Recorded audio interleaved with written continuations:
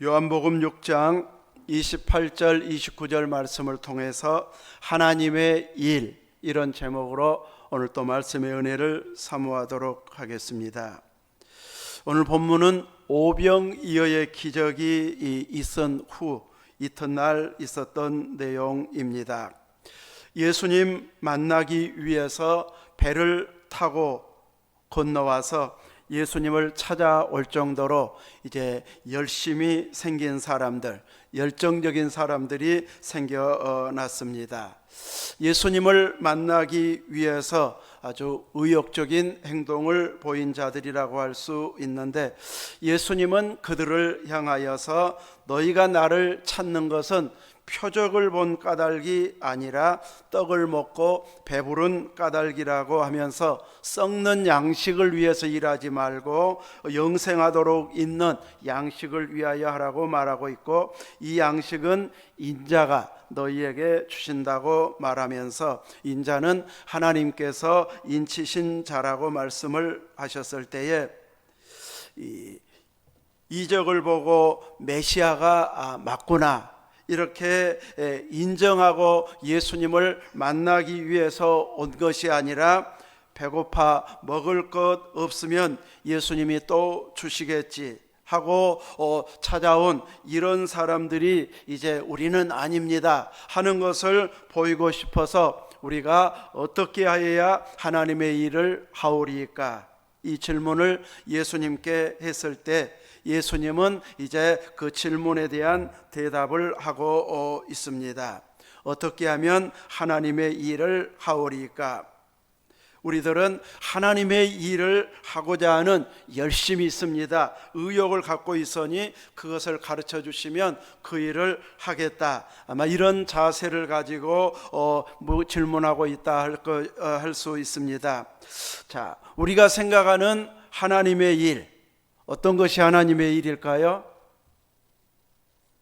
예배드리는 것도 하나님의 일, 봉사하고 헌금하고 찬양하고 건축하고 이런 모든 일들 하나님의 일 맞을까요? 틀릴까요? 맞아요. 예, 맞습니다. 그런데 왜 주님은 하나님께서 보내신 일을 믿는 것이 하나님의 일이라 이렇게 말씀하셨을까요?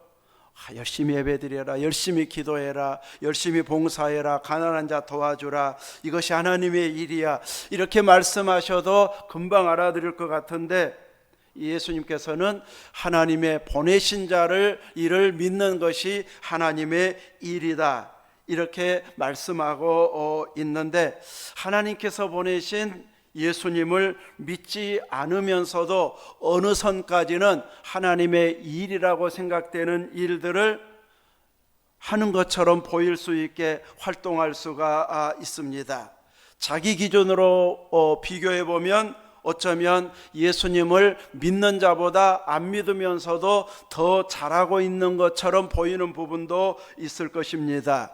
결석을 한 번도 안 하면 결석하는 사람보다는 내가 결석 안 하고 잘 예배 참석해서 이렇게 말할 수도 있을 것이고, 내가 헌금도 더 많이 할 때도 많아 하면서 액수를 가지고 비교하는 사람은 더 많이 할 때도 많다 이렇게 뿌듯해 할 수도 있고, 봉사도 내가 아직은 젊으니까 훨씬 더 많이 했지 혹은 할 수 있지 이렇게 뿌듯한 생각을 가지고 또 이렇게 잘한다는 말을 들을 수도 있습니다. 그런데 주님은 우리를 서로 비교해 가면서 우리가 생각하는 기준으로 참 잘했다, 누구보다 더 잘했다 이렇게 칭찬하기보다는 어떤 때는 비교하기도 하지만 주님의 기준으로 우리와 같은 어떤 헌금을 비교한다면 액수로가 아니라 생활비 전부를 드렸느냐 아니면 이제 극히 일부만 드렸느냐 이런 걸 가지고 칭찬하시는 그 기준이 따로 있음을 보여주고 있습니다. 우리가 구약 마지막 성경인 말라기에 보면 너희가 더러운 떡을 나의 제단에 드리고 말하기를 우리가 어떻게 주를 더럽게 하였나이까 이런 식으로 반문하는 내용이 있습니다. 하나님께서는 이제 제사를 안 드렸다고 지적하는 것이 아니라 그들이 드린 제물에 흠이 있는 것을 지적하고 있습니다. 제사를 안 드려서가 아니라 눈 먼 것으로 드렸고 저는 것으로 드렸고 병든 것을 가지고 드렸다. 만약에 그런 짐승을 총독에게 갖다 바치면 기분 좋아할까요? 총독한테 바치면 나 무시하네, 아마 이런 식으로 괘씸하게 생각할 것이다. 총독에게 드려보라고 말하고 있는 것은 총독에게는 더 좋은 것을 갖다 드리면서 나한테는 눈먼 것, 저는 것, 병든 것을 갖다 바치는 그 모습을 내가 보고 어떻게 너희를 기뻐할 수 있겠느냐, 받아두겠느냐, 이렇게 책망하면서 이런 헛되이 제단을 불사르지 못하도록 하기 위해서 성전문을 닫을 자가 있었으면 좋겠도다. 하나님이 예배를, 제사를 싫어하시는 분이 아닌데 잘못 이렇게 드렸을 때는 차라리 안 드린 것만 못하네, 이런 식으로 지금 지적하고 책망하고 있습니다. 사람들 중에서는, 또 성전을 운영하는 입장에서는 안 하는 것보다는 눈먼 것이라도, 저는 것이라도, 병든 것이라도 드리는 것이 낫지 않을까, 이렇게 생각하는 사람도 없잖아 있을 수도 있을 것입니다. 백성들이 우상 숭배하고 전을 찾지 아니하고 제사를 드리지 않아서 레위인들이 너무 힘들어지면 돈 벌러 가버린 적이 있습니다. 성경에 보면 이런 식으로 이렇게 제대로 레위인들이 또 제사장들이 활동할 수도 없을 정도로 제사를, 또 성전의 모든 활동들을 무시해 버리는 것보다는 차라리 조금은 흠이 있어도 갖다 바치면서 제사를 드리고 또 성전이 제대로 운영되어지는 것이 좋지 않은가, 이렇게 생각하는 사람도 없잖아 있을 것인데 하나님께서는 그 일을 단호하게 지적하고 있습니다. 총독에게 잘 보이기 위해서는 무슨 재판할 일이나 도움을 요청할 일이 있어서, 부탁할 일이 있어서 짐승을 갖다 드린다 했을 때는 있는 것 중에 최고의 품질, 제일 좋은 것을 골라서 갖다 바치면서 부탁할 터인데, 하나님께 드릴 때에는 이런 식으로 드리면서 나를 사랑한다, 공경한다, 두려워한다, 이렇게 말할 수 있겠느냐 하고 책망하면서 하나님께서는 제사장들 때문에, 제사를 드리는 자들 때문에 하나님 자신이 멸시를 받았다고 말라기 선지자를 통해서 지적하고 책망하고 있습니다. 오늘 예수님께서 하나님께서 보내신 이를 믿는 것이 하나님의 일이다, 이렇게 하나님께서 보내신 분으로 예수님을 받아들이고 믿게 되어지면 예수님을 대하는 자세가 달라지게 되어집니다. 하나님이 보내신 분이라면 말씀을 우리가 제대로 드려야지, 또 하늘에서는 어떤 일이 일어나는지, 어떻게 하나님은 판단하시는지 더 궁금해서 그런 부분에 질문도 많이 하면서 예배의 자세가 달라지고 예수님을 따르는 자세가 달라질 것입니다. 왜 하나님은 저분을 보내셨을까? 이렇게 생각하면서 듣고 사모하게 되어질 것이고, 저분을 통해서, 보내신 자를 통해서 하나님은 무슨 일을 하도록 하기 위해서 보냈을까? 그 하는 일에 관심을 갖고 지켜보게 되어지면 하나님의 마음이 조금씩 보이는 이런 계기가 되어지고, 또 하나님의 계획이 이 아들을 통해서 어떻게 진행되는지를 알려고 힘쓰게 되어지고, 나중에 예수님이 지신 십자가가 예수님 자신이 잘못해서 십자가 지신 죄값으로 치른 십자가가 아니고 그 십자가에 내가 달렸어야 되는데 나를 위한 길이었고 나를 용서하고 구원하기 위한 사랑의 길이었구나 하는 것을 좀 더 깊이 알게 되어졌을 것입니다. 그러나 예수님을 하나님께서 보내신 자로 인정하지 않는 자들은 예수님 앞에 나오는 것까지는 잘합니다. 말씀을 듣기도 합니다. 꼼꼼하게 들은 사람들도 있습니다. 그런데 들으면서 하나님께서 보내신 분이 이 말씀을 어떻게 해석하는가 보자 하고 주의 깊게 듣는 것이 아니라 안식일에 병을 고치나 보자, 율법을 지키나 안 지키나 보자 하면서 고발할 틈을 얻기 위해서, 따지기 위해서, 이거 저 행동하는 거 보니까 아니구만, 틀렸구만, 이런 것을 지적하기 위해서 보는 자들도 있었기 때문에 하나님이 보내신 자를 믿느냐 안 믿느냐에 따라서 태도가 달라지고 행동들이 달라진다는 것을 보이고 있습니다.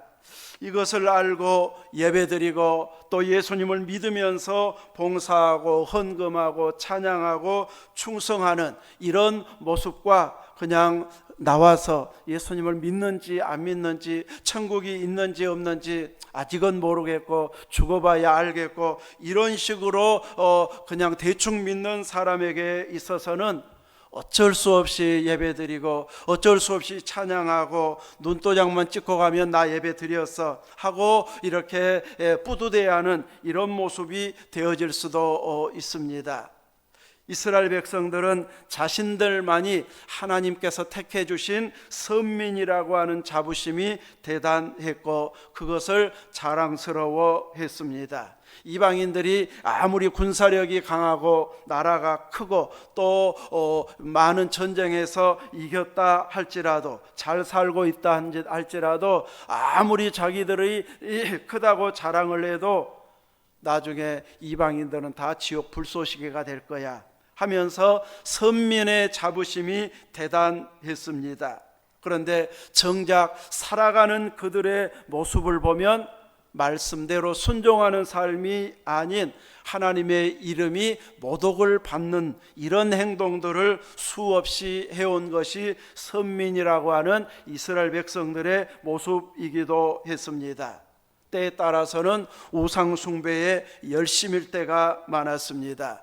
누가 통치자이냐에 따라서 통치자가 하나님을 잘 경외하면 같이 하나님을 경외하는 대로 따라가고, 우상 숭배하면 또 우상 숭배하는 쪽으로 따라가 버리는 것이 이스라엘 백성들의 모습이었고, 또 통치자들은 어떻게 하면 강대국에게 잘 보여가지고 나라의 안정을 이룰까, 하나님이 우리 도와주셔야 안심할 수 있는데, 이 믿음을 가져야 되는데 강대국에게 잘 보여가지고 나라를 안전하게 보호하고자 하는 이런 모습을 수없이 보이기도 했습니다.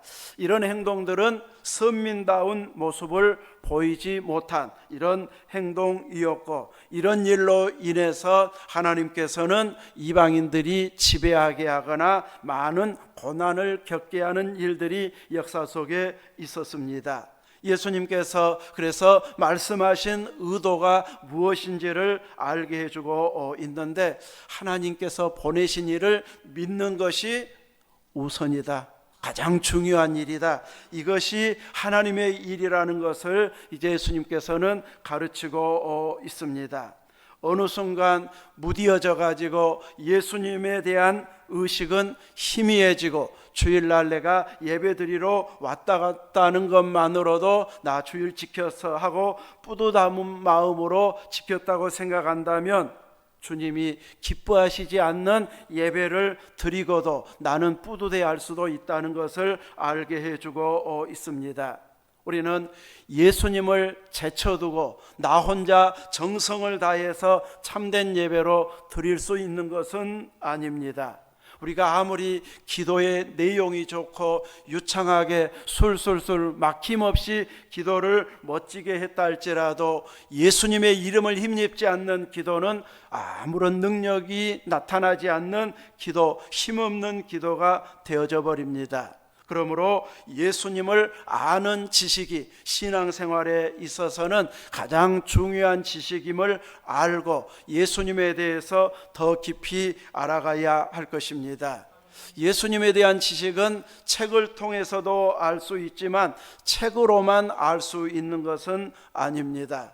다른 사람의 경험들이 들어있는 내용이기 때문에 그 경험이 이제 나와도 함께 하시는 예수님, 내 문제, 내 기도도 들어주시고 해결해 주신 예수님으로 새롭게 만나게 되어지면 예수님을 바라보는 시각이 달라지게 되어집니다.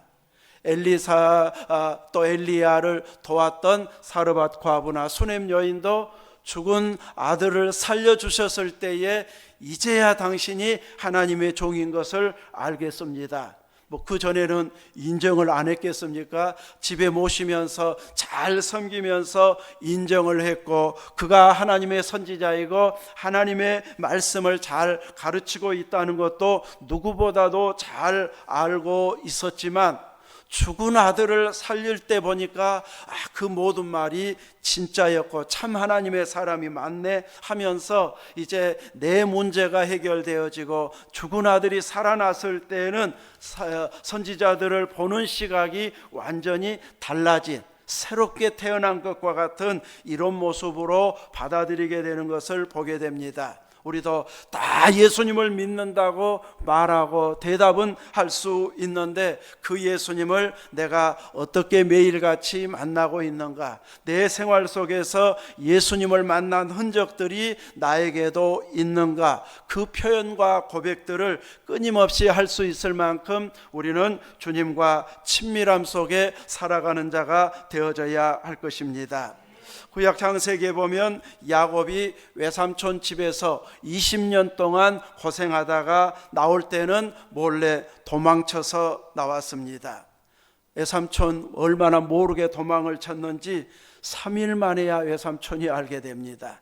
각자의 일이 있고 멀리 떨어져서 양을 치는 경우도 있기 때문에 누가 일부러 알려주지 않으면은 잘 양치고 있겠지 하고 모르고 지나가는 날들도 있는데, 3일 지나고 나니까 외삼촌 라본에게 야곱이 도망갔다네, 이 소식이 들려지게 되고, 뒤쫓아가다 보니까 7일 만에야 이제 가까이 가서 만날 수 있는 거리에까지 다가가게 되어지는데, 그 만나기 전날 밤에 하나님께서 꿈에 나타나 너는 삼가 야곱에게 선악간에 말하지 말라, 막 이것도 잘못됐고 저것도 잘못이고 지적하면 할 말이 많이 있을 수 있는데, 하나님께서는 선한 일이든 악한 일이든 아무 말도 하지 말라, 아예 딱 입을 다물게 하고 있습니다.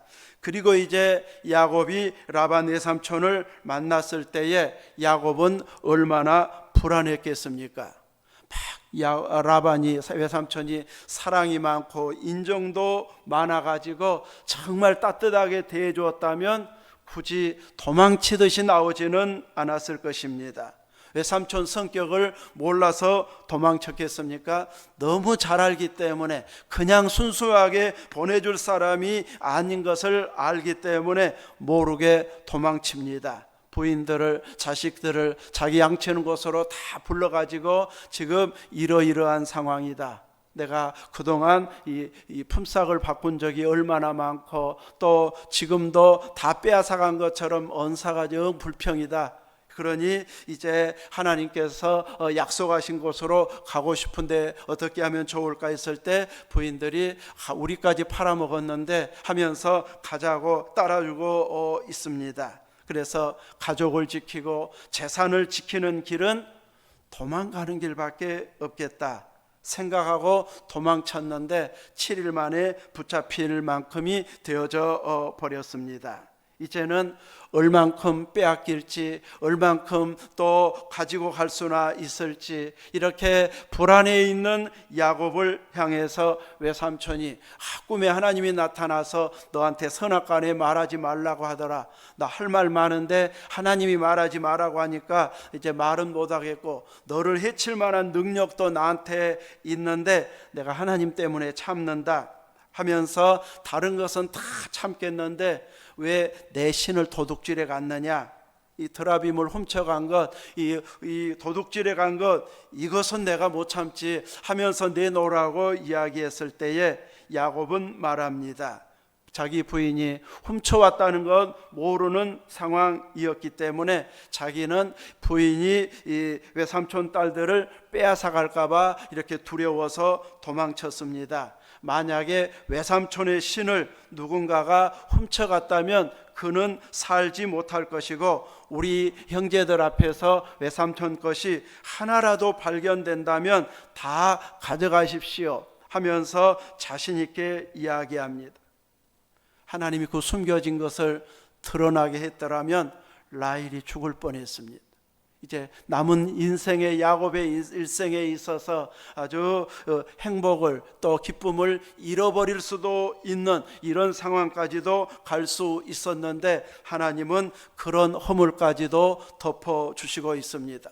다른 건 몰라도 우상 숭배한다고 훔쳐왔는데 이것은 내가 못 참지 할 수도 있는데, 하나님은 그것까지도 숨겨주시고 있습니다. 그것을 실은 야곱은 몰랐기 때문에 외삼촌에게 큰 소리치고 야단치고 책망하고 있습니다. 비밀이 알려지면 부인이 죽을 수도 있고 함께 갈 수도 없는데, 이제 그동안 하나님이 나타나서 외삼촌을 야단쳤다는 것, 자기 애를 향해서 선악간에 아무 말도 하지 말라고 하는 것을 알고 나서는 이제 그동안 서러웠던 것을 한꺼번에 쏟아붓기 시작하고 있습니다. 내가 뭔 죄를 지었다고 이렇게 도둑 죽여가듯이 뒤쫓아왔느냐고 또 야단치고, 만약에 그동안 20년 동안 외삼촌 집에 내가 종살이하면서 물건 하나 훔친 것 있었느냐고 묻고 있습니다. 양떼를 치면서 이래 맹수들에게 물려 찢겼거나 도둑 맞았으면 좀 그 정도는 봐줄 수도 있잖아요. 야곱이 일부러 훔쳐간 것도 아니고 맹수가 와서 물어갖고 또 잡아갖고 도둑질이 몰래 도둑이 훔쳐갔으면 다는 못 봐줘도 몇 마리는 네 것에서 가져가겠다 막 이럴 정도로 조금은 인정을 봐줄 수도 있는데, 외삼촌은 하나도 손해를 안 봤습니다. 그것은 네 잘못이니까 네가 책임져 하면서 야곱에게서 이제 잃어버린 거, 빼앗긴 거, 물려뜯긴 거 다 찾아왔습니다. 자기는 20년 동안 그렇게 하면서 이제 내가 다 가져가지 않았습니까? 나 20년 동안 눈 붙일 겨를도 없이 이 양을 치면서 내가 얼마나 고생한 줄 아느냐. 그러면서 내 몫을 챙겼는데 이렇게 나를 뒤쫓아올 수 있느냐 하고 큰 소리를 치고 있습니다.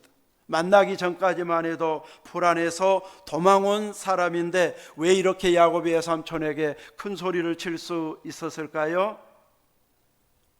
외삼촌의 꿈 이야기 때문입니다.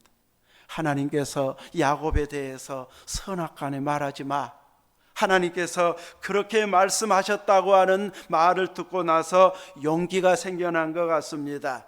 베델에서 서원했던 하나님, 만나주셨던 하나님, 자기가 구하기도 전에 하나님이 먼저 말씀해 주시고 함께 해주겠다고, 다시 돌아오게 해주겠다고 약속하신 하나님 앞에 서원했던 자신의 서원을 기억하면서 베델의 약속을 지키고 계시는 하나님이라는 것을 확인했기 때문에 이제는 찍소리도 못했던 20년처럼이 아닌 이 외삼촌에게 이제 내가 이런 서러움을 겪으면서 20년을 살아왔습니다 하면서 담대하게 큰 소리치고 있습니다. 하나님께서 꿈으로 말씀하셨다고 하는 것 때문에 이제는 내가 담대해도 되겠구나, 이런 확신이 생겨난 것을 보게 하고 있습니다. 예수님을 하나님께서 보내신 자로 인정하고 믿는다고 하는 것, 이런 담대함이 생겨나게 하는 행동이 되어질 수 있습니다. 하나님이 보내신 자를 내가 믿고 있고 나와 친밀한 관계에 있다면 우리는 하나님께서 행하실 일, 예수님께서 행하신 일도 틀림없이 그대로 이루어진다는 것을 알게 되고, 또 내가 하고 있는 하나님 기뻐하는 일이 곧 참된 하나님의 일이 되어진다는 것을 알 수 있게 이제 확신을 갖게 해주기 때문에 이제 여러 가지 일부터 해내는 것이 하나님의 일이다 이렇게 생각하기보다는 하나님께서 보내신 예수 그리스도를 먼저 믿는 것, 거기에서부터 하나님의 일이 출발되어진다는 것을 알게 해주고 있습니다. 예수님을 구주로 영접하지 않은 상태에서 출석을 잘할 수도 있고 헌금을 잘할 수도 있습니다. 우리나라에서는 덜 그러지만 우리 국민들이 외국 가서 살게 되어지면 한국 사람은 평소에 돈 벌 때는 만나기가 어려우니까 이제 주일날이라도 한국 사람을 만나려면 어디로 가야 만나겠어요? 교회 가서 만나면. 근데 교회 가서 만나면 성품적으로 막 앞장서서 일 잘한 사람이 있습니다. 남 뒤에서 못하고 이왕 할 바에는 나서서 일 잘한 사람이 있습니다. 그래서 교회에서 열심히 봉사하고 돈도 잘 벌어가지고 헌금도 많이 하면 저분 안수 집사님 감이네, 장로감이네, 교인들이 인정해 줘가지고 막 이제 이 선거하면 막 뽑히고, 그래서 전에 막 들어보면 이제 장로로 뽑혔는데 목사님 찾아와가지고 내가 열심히 일해서 여기까지 성도들 뽑아주기는 했는데 차마 장로까지는 못하겠습니다. 나 예수님도 안 믿는데 그냥 열심히 활동하는 것이 좋아서 활동했는데 이제 아직은 아닌 것 같습니다 하고 사양했다는 말을 들은 적이 있는데, 이렇게 그러나 그렇게 만나서라도 나중에 믿음이 생기는 사람들이 있더라고요. 그때 말씀을 듣고 같이 봉사하다가 우리 천안 가족들도 아무튼 그래서 미국서 믿고 돌아왔으니까 이렇게 가서 또 유학 가서 또 회사에서 보내주어서 공부하면서 한국 사람들 만나기 위해서 교회를 찾고, 그리고 거기에서 신앙생활 해가지고 한국 돌아와서도 또 열심히 출석하는. 그래서 더 열심히 믿었으면 나이로 봐서는 장로감이 됐을 법도 한데 집사님으로 있는 거 보면 아주 열심은 아닌 것 같지만 그래도 이렇게 믿음을 꾸준하게 유지하고 있는 걸 보면 그냥 사람 만나러 오고 한국 사람 만나고 한국 음식 먹기 위해서 왔는데 그 안에 조금씩 말씀의 씨가 들어가는 이런 경우도 있도록 은혜를 베풀고 있습니다. 여러분은 하나님 일하기를 원하십니까?